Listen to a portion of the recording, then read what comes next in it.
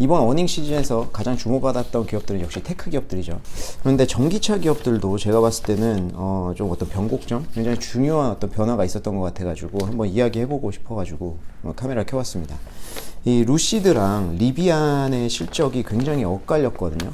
근데 루시드 같은 경우에는 매출, EPS, 순이익, 에비타 할 거 없이 다 안 좋게 나왔어요. 매출 같은 경우에는 24% 정도 예상치보다 하회하는 모습을 보여가지고 굉장히 안 좋은 모습을 보였고요. 그리고 1분기 매출이 전년 동기에 대비해서 159% 정도 증가를 했다고는 하지만 전분기 대비해서는 42% 정도 감소했다.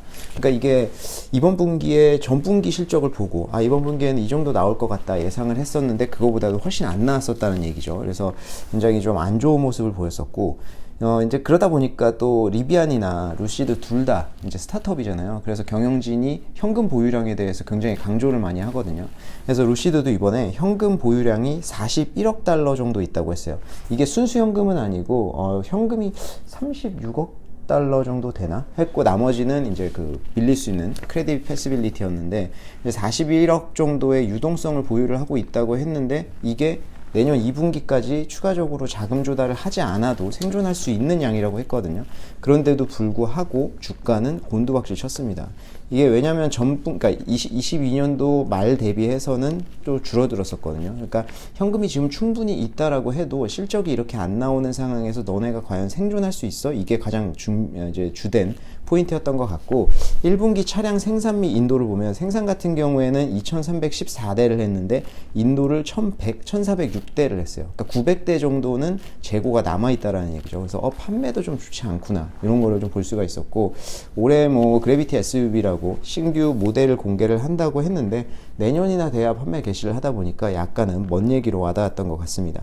그리고 올해 이제 생산 목표 1분기 때 2300대 정도 했으니까 올해 10,000대 생산 목표를 제시했거든요. 그거 정도 달성은 무난할 것 같은데 이것조차도 이제 기존에 예상했던 거는 10,000대에서 14,000대 정도 되니까 이제 완전히 제일 낮은 미니멈의 달성치라고 이제 판단을 하면서 안 좋게 판단을 됐던 것 같아요.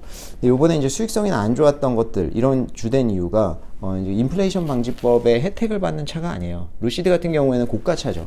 그러다 보니까 이제 인플레이션 방지법의 혜택을 받는, 세제 혜택을 받는 다른 차들 대비해서 이제 경쟁력이 떨어지다 보니까 그 혜택이 7,500달러 정도 되죠. 그래서 그거를 자체적으로 보조금을 지급을 했어요. 보조금이라는 이름이지만 결국 할인이라고 봐야겠죠. 그렇다 보니까 수익성이 좀 안 좋아졌다. 그리고 2월 중순 기준으로 봤을 때 이 세단 모델이잖아요. 루시드 에어 한 대밖에 없죠. 근데 이 모델 같은 경우에도 예약이 28,000대가 지금 예약됐다고 했는데 이게 기존에 11월 기준으로 봤을 때는 34,000대였으니까 좀 줄어들었다. 이렇게 볼 수가 있을 것 같습니다. 그래서 지금 현금이 좀 충분히 있다라고 해도 이런 스타트업들이 살아남을 수 있느냐 요거에 대한 의구심이 굉장히 부각이 되면서 루시드 같은 경우에는 주가가 많이 떨어졌어요. 근데 이 루시드 실적 발표하고 이틀 뒤인가 실적 발표한 리비안은 완전히 다른 모습을 보였습니다. 근데 두 기업이 이제 좀 비교가 많이 되거든요. 근데 캐파나 이런 면에서는 차이가 많이 나지만 상장 시기라든지 뭐 전기차 막 각광받던 그런 시기에 비슷하게 이제 잘 나오다 보니까 둘이 좀 비교가 됐는데 요번 분기를 기준으로 해가지고 좀 많이 갈리지 않을까 이런 생각이 들고요.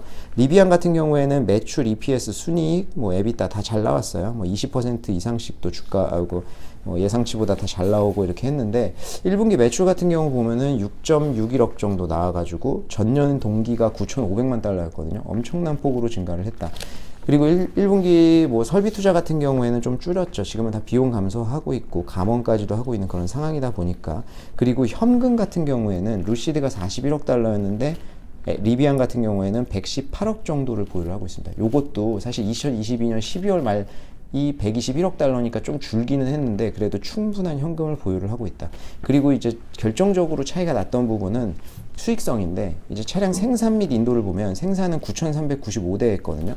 근데 인도는 7,946대를 했다. 근데 이게 생산량이 지금 갑자기 좀 우려가 제기됐던 부분은 뭐냐면 기존 대비해서 좀 전분기 대비해서 생산량이 감소했어요. 그래서 여기도 지금 수요나 이런 것들 줄어들면서 좀 생산성 안 좋아지는 거 아닌가 생각했었는데 이게 지금 생산 라인 업그레이드로 인해 가지고 계획된 감산이었다 이렇게 발표를 하면서 올해 5만 대 생산 계획을 차질 없다 이렇게 발표를 했습니다. 그래서 이런 우려도 좀 많이 없어진 상황이고 그리고 이제 감원 발표 같은 것도 하고 있고 그래서 제 생각에는 두 개의 차이가 좀 그랬던 것 같아요. 이제 리비안 같은 경우에는 IPO 이후에 계속 뭐 공급망 이슈, 이게 리비안이 IPO한 시기가 안 좋았어요. 2021년도 말쯤에 했었으니까 증시가 이제 한참 빠지기 시작할 때였고, 이제 팬데믹이 극심화되던 시기였다 보니까 공급망 이슈가 좀 있었고, 이제 스타트업이니까 계속 캐시 버닝을 했었죠. 그리고 매번 실적을 발표를 하는데 대부분 제 기억에 실적이 예상치보다 안 나왔던 걸로 기억하거든요. 그러면서 이제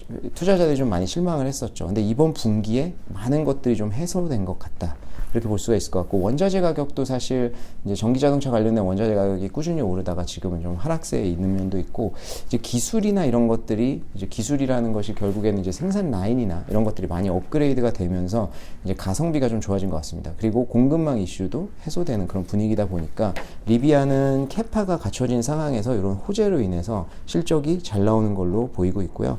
그리고 2024년 목표에 대해서 경영진이 규모의 경제를 좀 달성할 수 있을 것 같다, 이렇게 이야기를 하고 있고요. 대당 평균 수익도 올라갈 것 같다, 이렇게 이야기를 하면서 좀 장밋빛 전망이 펼쳐지고 있는 그런 상황이에요. 그래서 지금 전기자동차 같은 경우에는 전기자동차 섹터 자체가 굉장히 경쟁이 심화되고 있는 그런 상황이죠. 여기서 수익성을 누가 낼 수 있느냐, 그게 제일 관건인데, 물론 첫 번째는 테슬라, 그리고 BYD, 이번에 리오토 같은 경우에도 실적 잘 나왔거든요. 그래서 이 세 개 정도는 수익성을 가져갈 것 같고요. 그 밑에 있는 기업들 중 스타트업, 지금까지 굉장히 각광을 받았던 뭐 멋있는 차지만 많이 만들지는 못하는 이런 기업들의 수익성이나 이런 거에 대해서 기존에는 별로 문제 삼지 않았죠. 이제 산업 자체가 굉장히 커가니까. 근데 지금 산업이 쪼그라드는 게 아니라 경쟁자가 많아진 거죠. 산업은 계속 커지고 있겠지만, 이런 상황에서 경기 침체까지 오고 있는 이런 상황에 누가 살아남을 것이냐, 요거에 대해서는 굉장히 엄격한 잣대를 이제 들이밀고 있다. 그래서 현금이 지금 풍부하게 있건 없건 간에 수익성이 굉장히 중요하다. 그리고 스타트업들은 이제 자금 조달이라는 게 쉽지 않아지는 그런 상황이 되고 있잖아요. 그렇기 때문에 여기서 수익성을 내면서 현금을 어느 정도 보유하고 있는 그런 기업들만 살아남을 수 있다고 판단을 하고 있는 것 같습니다. 그래서 지금 루시드랑 리비안의 실적이 재미있게도 굉장히 상반되는 모습을 보여서 오늘은 그 얘기를 좀 하고 싶었어요.